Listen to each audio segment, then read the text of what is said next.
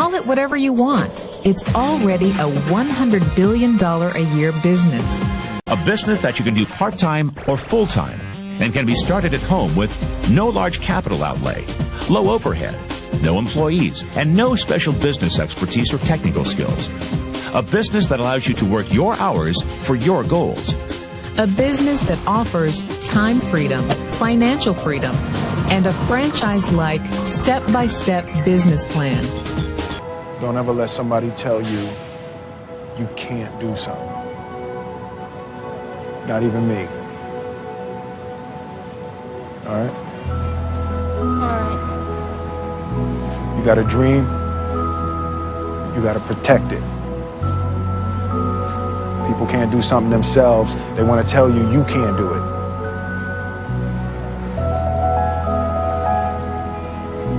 You want something, go get it. Period.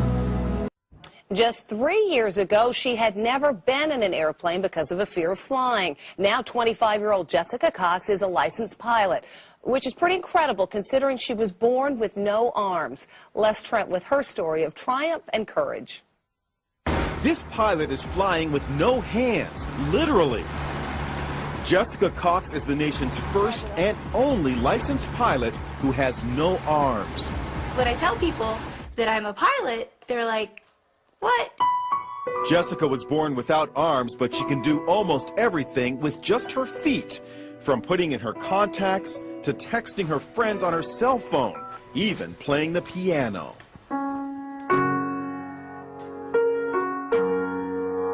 Jessica has a black belt in Taekwondo. She makes a living as a motivational speaker, but always had a fear of flying. So Jessica decided to face her fears head-on and got a pilot's license. She talked with our Jim Murray. How is it possible to fly a plane without hands? You know, it's even hard for me to believe when I'm talking about them. You just do it. Jessica invited us up for a spin high above the Arizona desert. Her lucky flying shirt reads, "Look, Ma, no hands." She showed us how she controls her plane. And I would have my right foot right here on the yoke, and my left foot here on the throttle. And I'm using my big toe to push on the push-to-talk switch. So you feel perfectly safe? I do, yes. Is there any issue of safety at all? You know, there's not. After, an hour, just like driving with her in a car, after an hour or so, you don't even really realize she has no arms. Our cameras were mounted inside the small plane to see Jessica in action. Watch as she takes off. Jessica uses her left foot to control the throttle. Then her right foot pulls out the wheel as she lifts off. It looks scary, but she does it like a pro. And watch, after she makes a picture-perfect landing, she stretches her leg and opens the cockpit windows. How was the flight? That was fun. Good for her. Doctors have never been able to come up with an explanation as to why Jessica was born without arms. If you take a look at this 40-year run on the dollar is designed economically to lose money every single year. So why would you save something that loses money every year? And what this means for somebody on retirement plans is that after you retire, the value of your dollar goes down and your cost of living keeps going up. To my rich dad, that was bad advice and made no sense. Again, it was different value. The important diagram my rich dad showed me when I was a little boy was a diagram known as a cash flow quadrant. And the quadrant is made up of the 4 different people who make up the world of business. So my rich dad said, in the world of business, there's E's, and E's stand for employees. An employee, he says, you can always tell who they are by their core values. And what the employee, whether the president or the janitor of the company, will always say the same words. The words are, I'm looking for a safe, secure job with benefits. That's what makes them an employee, because their core values are security. The other one of the 4 is the S, or the small business owner or the self-employed. And again, their core values will cause them to use the same words, which are, if you want it done right, do it by yourself. S means they're also solo. They're generally one-person act, or they operate by themselves. On the right side of the quadrant are the B's. And what Rich Dad said the B stood for was big business, or like Bill Gates. Forbes defines big business as 500 employees or more. And their words are different. They say, I'm looking for a good system, a good network, and the smartest people I know to help run my business. So they're unlike the S. They don't want to run the company by themselves. They want smart people to run their companies for them. And then the fourth of the quadrant is the I, and I stands for investor. These are people who have money work hard for them. These people are people who have people work hard for them. And these are the people that work hard for the rich here. So early on in my life, it was my poor dad who always said to me, you know, Robert, go to school and so you get a high-paying job. And so my poor dad's core value was to be an employee. He wanted job security, promotions, a steady paycheck, and all this. And so it was my rich dad who said to me, he says, you know, Robert, if you really want to be rich, learn to build businesses. It made more sense to him to work hard to build a business, something you owned and something you could pass on for generation to generation to your kids. Whereas my poor dad said work hard, but my rich dad said, why would you work hard for something you'll never own and you can get fired from right away? Again, that was the difference in values. So my rich dad suggested I learn how to be a business owner and learn how to be an investor. And that's one of the big differences. On this side of the quadrant, these people here work for security. They work for money also. On this side over here, their key value that they want is they want freedom. They don't want to have to work at a job anymore. They don't want to have to work for the rest of their lives. So the beauty of building a business and learning how to invest is very simply that this is passive income. You work hard for a few years, but possibly for the rest of your life, income keeps flowing to you. Of all the businesses out there, which type do you choose? One of the reasons I consider a direct selling business a perfect business is very simply because the company will work with you to get the business skills that make you rich. Always remember that it's not money that makes you rich, it's business skills. And that's why it's a perfect business. They'll take as long as you like to get the skills to make the money. And that's a lifetime skill thing. The other part about it is the low startup cost. You know, where else can you get in for under $500 and get these skills?